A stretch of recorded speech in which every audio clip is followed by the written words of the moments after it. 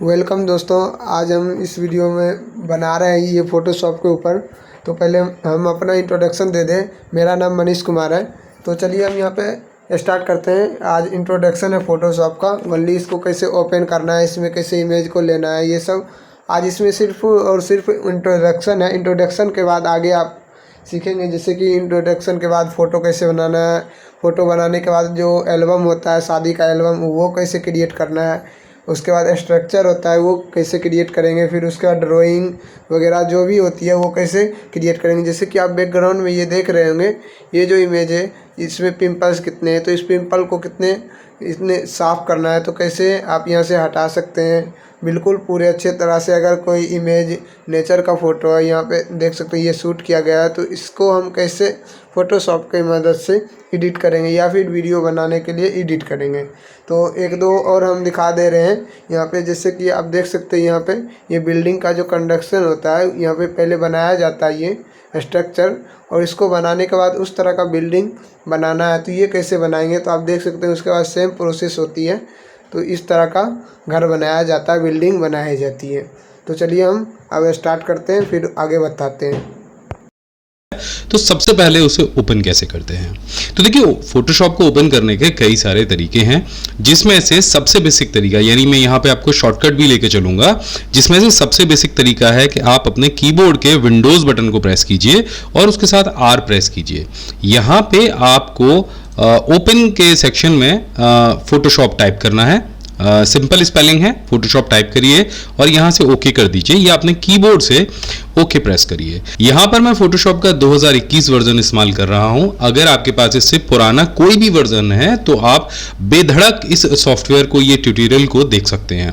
उसकी वजह यह है कि फोटोशॉप में ढेर सारे ऑप्शन बेसिक को लेकर चलते हैं, यानी 2007 में जो ऑप्शन इस्तेमाल किए जाते थे उनको बस अपग्रेड कर दिया गया है, कुछ एक्स्ट्रा ऑप्शन और दे दिए गए हैं। तो अगर आपके पास फोटोशॉप 2007 वर्जन भी है तब भी आप इसको चला पाएंगे।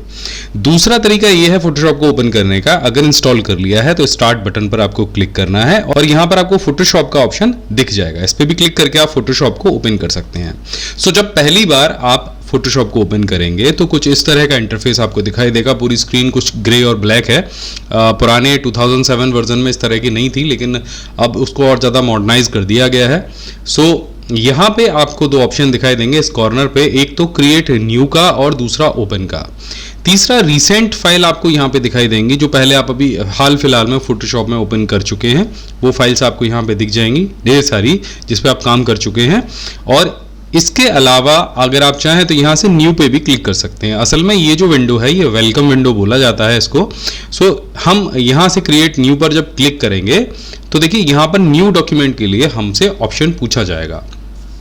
अब पहली चीज तो ये है कि यहाँ पे जो न्यू डॉक्यूमेंट के लिए ऑप्शन पूछा जा रहा है उसमें क्या होगा कि आपके सामने एक ब्लैंक शीट आएगी, ना कि एक फोटो आएगा। अगर आपको पहले से किसी फोटो को एडिट करना है तो आपको ओपन वाले ऑप्शन पे जाना चाहिए।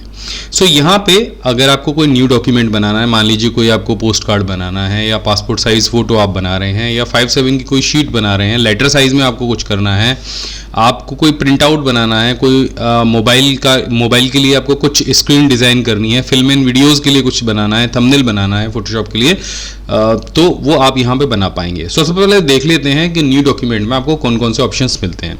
सो ये तो है रिसेंट ऑप्शन, जिसमें कस्टम हमने कुछ साइज़ लिए हैं और साइज़ को आप यहाँ से भी चेंज कर सकते हैं। देखिए, जब आप किसी डॉक्यूमेंट का साइज़ बनाएंगे तो यहाँ पे आपको विड्थ और हाइट दोनों ऑप्शन मिलेंगे। उसके बराबर में आपको ओरिएंटेशन मिलेगा, बिल्कुल जैसे आपको मिलता है एमएस वर्ड में। पेज का लेआउट आपको यहाँ से सेट करना है, जो भी पेज आप डिज़ाइन करने वाले हैं।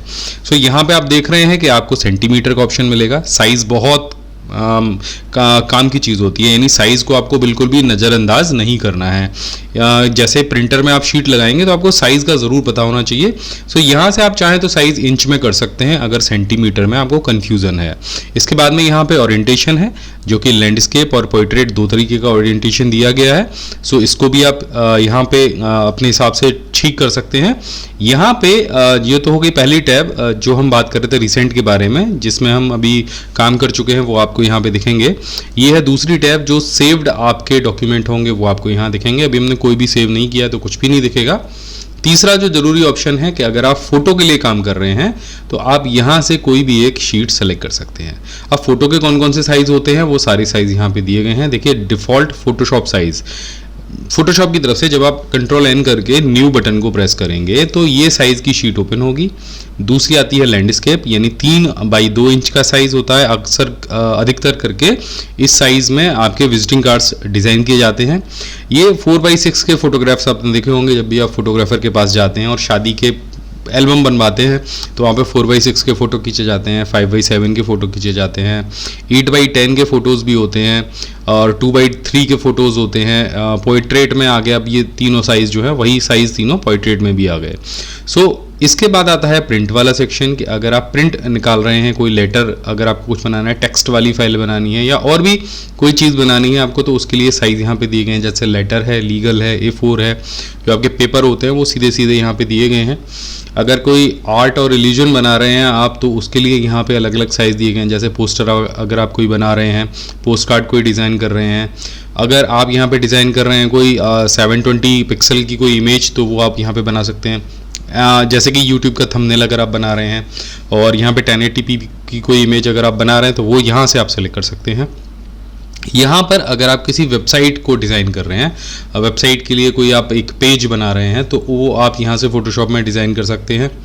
मोबाइल के लिए अगर आप कोई इमेज बना रहे हैं तो वो आप यहाँ से डिज़ाइन कर सकते हैं। देखिए यहाँ में मोबाइल के साथ साथ जो वेरेबल डिवाइसेस होती हैं जैसे एप्पल वॉच है, उसके फेसेस अगर आप यहाँ पे डिज़ाइन कर रहे हैं तो वो आप यहाँ से सेलेक्ट कर सकते हैं। सीधे सीधे वॉलपेपर के लिए आप यहाँ से सेलेक्ट कर सकते हैं। कॉमनली यहाँ पे मोबाइल के वॉलपेपर आप डिज़ाइन कर सकते हैं। फिल्म एंड वीडियो में अगर हम आ जाते हैं तो यहाँ पर देखिए किसी भी वीडियो के लिए कोई इमेज अगर आप बना रहे हैं तो वो आप यहाँ से ले सकते हैं। यूट्यूब के लिए थंबनेल अगर आपको बनाना है तो भी आप फिल्म एंड वीडियो वाले सेक्शन में जाके और जो प्रॉपर साइज़ होता है यूट्यूब का वो आप ले सकते हैं। जैसे कि यूट्यूब पे जो ज़्यादातर वीडियोज़ अपलोड होते हैं, थंबनेल अपलोड होते हैं, वो 1280 से 720 पिक्सल के बीच में होते हैं, तो ये आप यहाँ से ले सकते हैं और बड़ा एक अच्छा सा थंबनेल यहाँ से डिज़ाइन कर सकते हैं। ये तो हो गया इसका न्यू डॉक्यूमेंट ओपन करने की बात।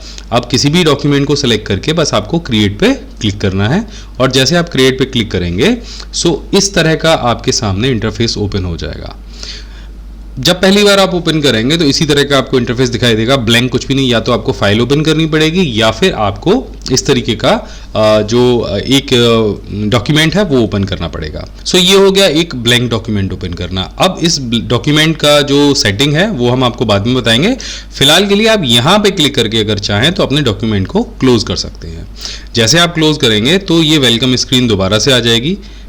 ये वेलकम स्क्रीन जब भी आप फोटोशॉप ओपन करेंगे तभी आएगी। वेलकम स्क्रीन को हमने समझ लिया है और अगर आप चाहते हैं कि ये वेलकम स्क्रीन ना आए, आप सीधे फोटोशॉप को ओपन करें और उसके बाद में जैसे आप ओल्ड फोटोशॉप में काम करते थे वैसे काम करें, तो आप सिंपल विंडोज़ के ऑप्शन पे चले जाइए। मेन्यू आपको दिखाई देता रहेगा और यहाँ पे आपको वर्क स्पेस का ऑप्शन मिलेगा।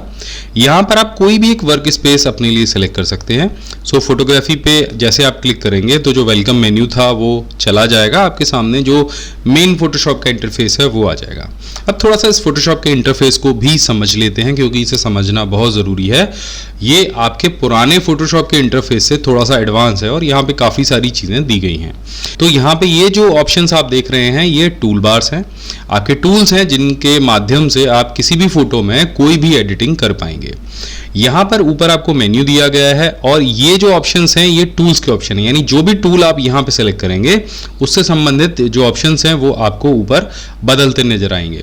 जैसे कि ये जो क्रॉप टूल है इस पर अगर मैं क्लिक करता हूँ तो क्रॉप टूल से संबंधित जो ऑप्शंस हैं वो ऊपर मुझे दिखाई देंगे और अगर मैं सेलेक्ट करता हूँ ब्रश टूल को तो ब्रश टूल से संबंधित जो भी ऑप्शन है वो मुझे ऊपर यहाँ पे दिखाई देंगे।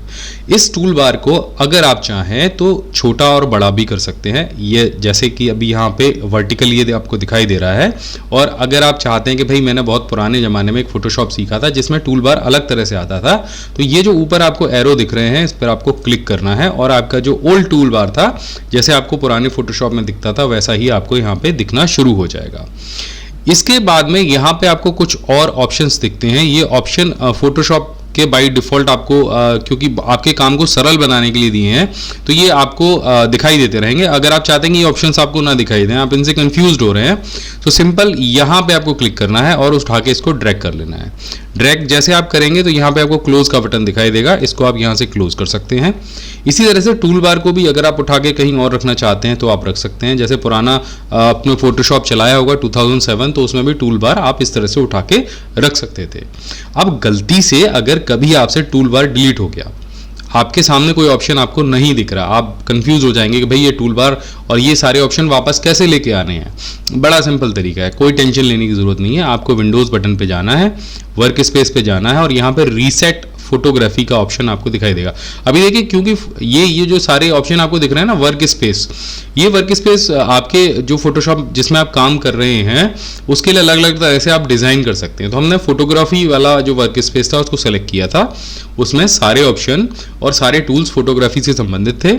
और अगर इसको आपको रीसेट करना है तो रीसेट फोटोग्राफी पे क्लिक करना है। जो टूल बार है, जो और ऑप्शंस हैं जो आपने डिलीट कर दिए हैं वो वापस आ जाएंगे। देखिए मैं क्लिक कर देता हूं और जो ऑप्शन अभी डिलीट हो गए थे, जो नहीं दिख रहे थे हमें, वो सारे सब कुछ यहाँ पे वापस आ गए। सो अब आपको समझ गए होंगे तो कैसे हम इसको ऑप्शंस को लाते हैं और कैसे डिलीट करते हैं। अब चलिए कोई एक इमेज यहाँ पे ओपन करके देखते हैं और उन टूल्स के साथ में काम करके देखते हैं। सो किसी भी इमेज को ओपन करने का सिंपल तरीका है कि फाइल मेन्यू पे जाइए, ओपन पे क्लिक करिए और यहाँ पे अपने कंप्यूटर में जो भी आपके इमेज सेव हो, जिसको भी आप एडिट करना चाहते हो, उसको यहाँ से सेलेक्ट कर लीजिए या फिर कीबोर्ड से कंट्रोल O प्रेस करिए, उसमें भी आपका जो विंडो है वो ओपन हो जाएगा और यहाँ से आप कोई भी जो ग्राफिक है उसको सेलेक्ट कर सकते हैं और ओपन कर सकते हैं। तीसरा तरीका है, आप कहीं भी ये जो आपको ब्लैंक कैनवस दिख रहा है, जो वर्क स्पेस दिख रहा है, इस पर कहीं भी डबल क्लिक करेंगे माउस से, तब भी जो ओपन वाला विंडो है वो खुल जाएगा और यहाँ से भी आप कोई भी ग्राफिक सेलेक्ट करके ओपन कर सकते हैं। तो चलिए यहाँ से कोई भी एक ग्राफिक ले लेते हैं। मान लीजिए हम ये वाला जो ग्राफिक है इसको हम ले लेते हैं और यहाँ से इसे ओपन करते हैं। तो आप देखिए ये जो ग्राफिक्स है ये यहाँ पे ओपन हो गया है और यहाँ पे जो इमेज की पूरी डिटेल है वो आ रही है और इसके ऊपर आपको दोनों साइड में, यानी यहाँ पे भी और यहाँ पे भी एक पैमाना दिखाई दे रहा होगा। अब पैमाने के जो डिजिट हैं वो कुछ अलग तरह के हैं।